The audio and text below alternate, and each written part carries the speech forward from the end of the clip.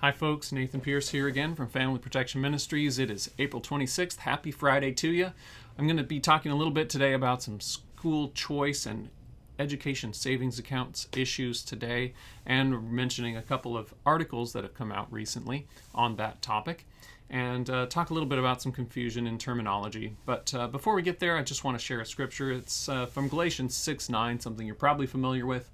And it says, "Let us not grow weary of doing good, for in due season we will reap if we do not give up." So I want to encourage you with that today, and be reminded that God is with us, and He will give us a reward. Sometimes it's not in the timing we would like, but it is His timing, and His timing is good.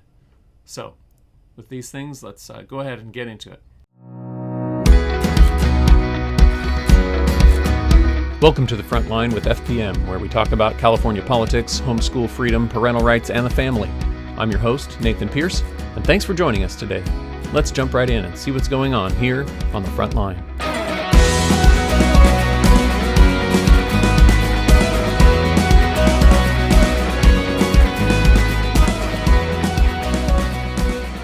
All right, looking at a couple of issues related to school choice. That's a term that means a lot of different things to different people. I think it's a misleading term in most of the ways that it's used, which are different from each other. But one of the concepts that's most commonly used is that school choice is when you have some sort of a government program that provides either resources or funds for a different type of education that is not your typical or traditional public school, but it's a different type of educational program or resource that is funded by the government, or some way the funds go through the government in some way, or are controlled by the government. But it's a government controlled program of some type that provides resources or a complete program for education that's outside of the traditional government or public school program. So that would be school choice, and it's controversial between the two major parties in our country and in our state, typically because the Democrat Party would typically like to see everybody involved in just the more traditional education system, government public school education system. And the Republicans would typically like to see other options available to parents. Now, but typically when we talk about this issue of school choice, you typically see people talking about a government-funded program of some sort. Now, one of the issues that's come up is this idea of vouchers. That's been around. That concept has been around for a lot of years. Tax credits.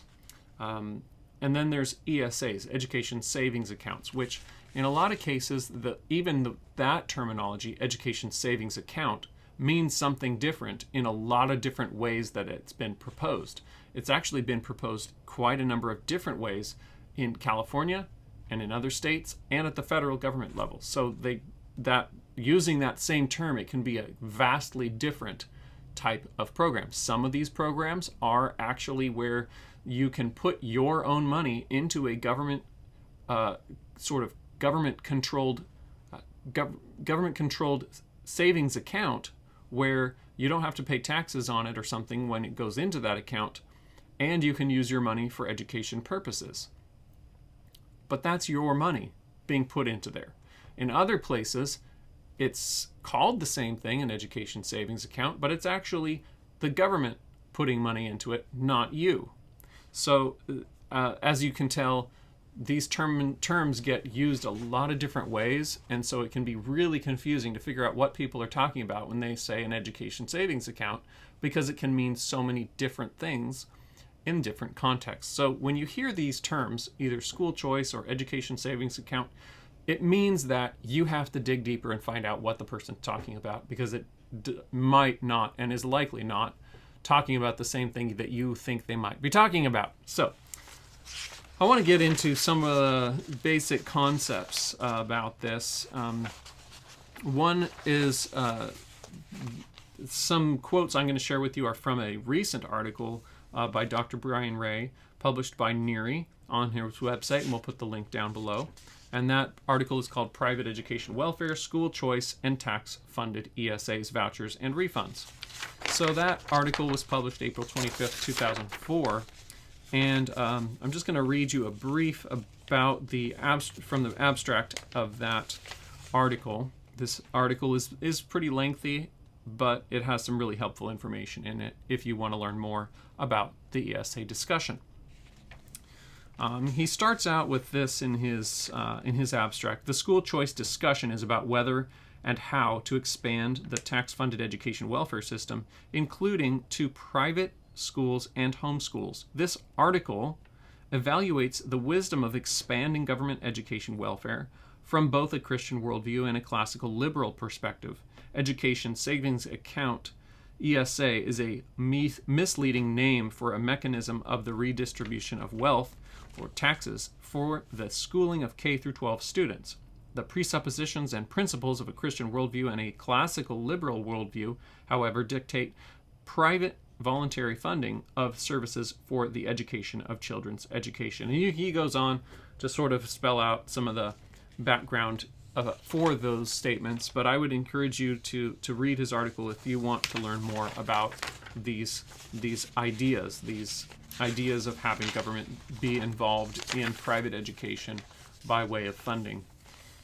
He says in his section with some definitions, he says the ESA does not work like a savings account at the service of the private school or homeschool student.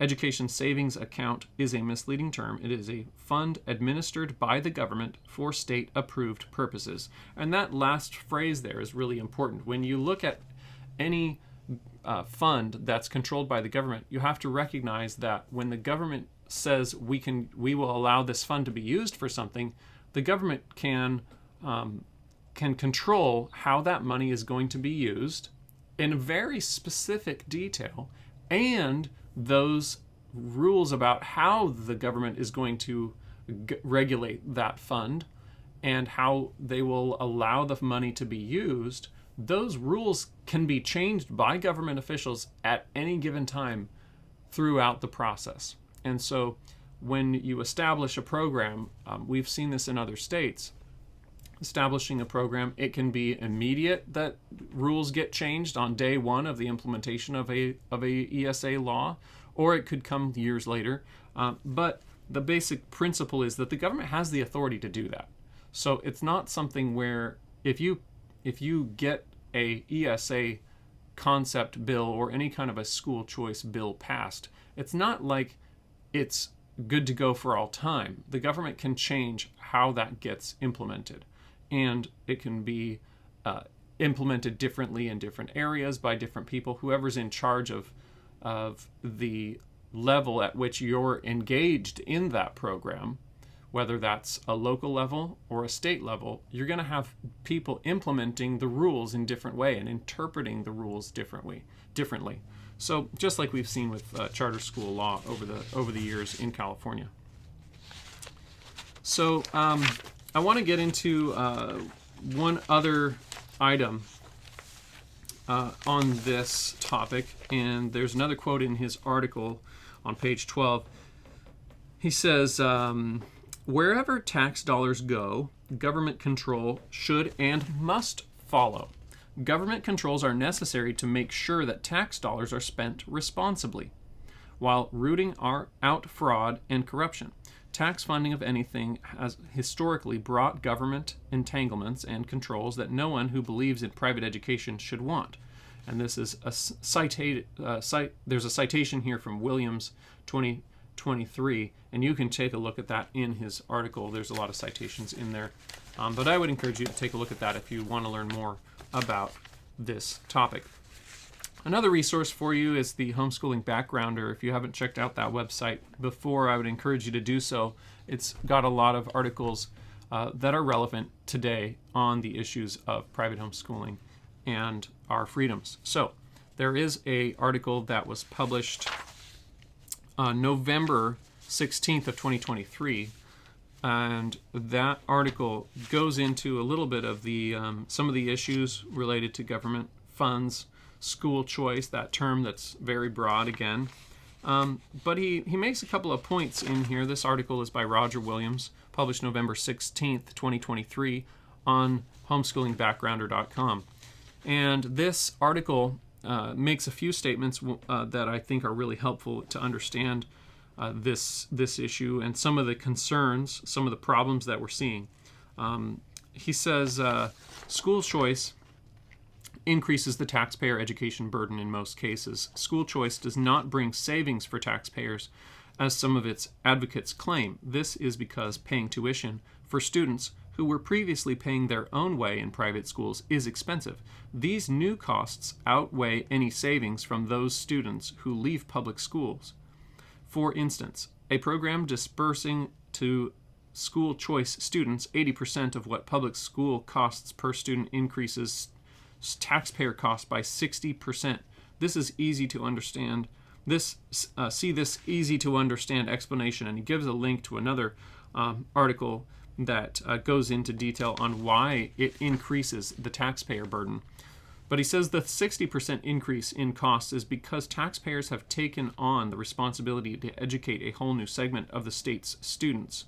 That would be the folks that are currently paying privately to educate them. And those are the people that are would be the ones that are interested in taking advantage of that government fund for private education, because they're paying out of their own pocket currently, and they'd rather not be. They'd rather have the government pay.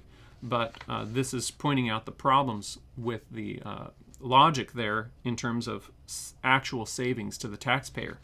The 60% increase in cost is because taxpayers have taken on the responsibility to educate a whole new segment of the state's students, those students that have demonstrated they are capable of paying their own way for private school. School choice is failing to achieve its purpose. School choice is designed to move students from public schools that are not meeting the needs of students and families to private schools and other private education options. That is the promise of school choice. So there's a number of other issues brought up in this particular article. I want to mention one more, and that is the benefits of school choice have been overpromised. I'll just read a portion of this. The portrayal of school choice, he says, by its advocates has consistently been one of a best-case scenario. One commentator's observations apply to the broader issue of over-promising school choice, as well as to his focus on individual private schools. There is, and this is a quote, there is a recurring refrain from school choice opponents that families in voucher, tax credit, or ESA programs will be bamboozled by the marketing of subpar schools and will choose worse schools as a result. It's the magical power of marketing that will drive school choices, not the actual quality of the schools themselves, the argument goes. The reality that marketing only goes so far is one worth keeping in mind when people talk about school choice, why people choose, and what they are choosing. I don't doubt that at the margins some people are swayed by slick advertising, but that will not work as a lasting enrollment strategy. Pride cometh before the fall. Marketing apparently does as well. But if the product is bad, the fall is all but determined. Massive marketing spend or not. So, it's something to remember that when we're talking about school choice, we're talking about taking that term choice and kind of narrowing it to the point where we're saying we only have a choice if we can make that choice with government funds. And to that, I would want to bring you back to just the wide range that we have, the spectrum of options of educational choice that we have in California today. We have the traditional public school system. We have a range of types of charter schools in California. We have private schools. We have private school satellite programs, PSPs. We also have the ability to have single-family private schools. We have a wide range of educational options. There is choice. And so if you look at what we have in California, we have a wide range of options. we have options that are government controlled, government funded. We have options that are privately controlled and privately funded. And these options that are privately funded, privately controlled, they're allowed to be as flexible and even as religious in nature as the owners or those running them desire them to be. Now, all of these do have students in them right now in California. So the choice is there. Parents do have a choice from one to the next. And based on what a family's needs are, and based on what a family's determinations of what drives their decisions, they have the choice in making a decision for their child's education in a lot of different ways. And so when you look at the concept of, let's bring school choice here to California, it is misleading in the sense that we already have a wide range of choices here in California. Most other states have some level of choices in education already. So don't let that sort of overwhelm you and make you feel like we don't have choice here, because we already do. The question isn't, do we have choice? It's whose money pays for the choices. And how do we value the freedom that those choices have, and are we willing to trade in a little freedom for a little fund? So consider that as you look into or hear about school choice discussions, because it is an important one to be aware of, particularly when it comes time for electing officials and for voting on ballot initiatives when they come up. So I would encourage you to think about those things and take a look at these articles. As time moves on, you may want to know more about that. Thanks so much for watching, and we'll talk to you again next week. Thanks for joining us for this episode of The Frontline with FPM. For more information about the topics we discuss here, check out Family Protection Ministries at fpmca.org and subscribe to our channel.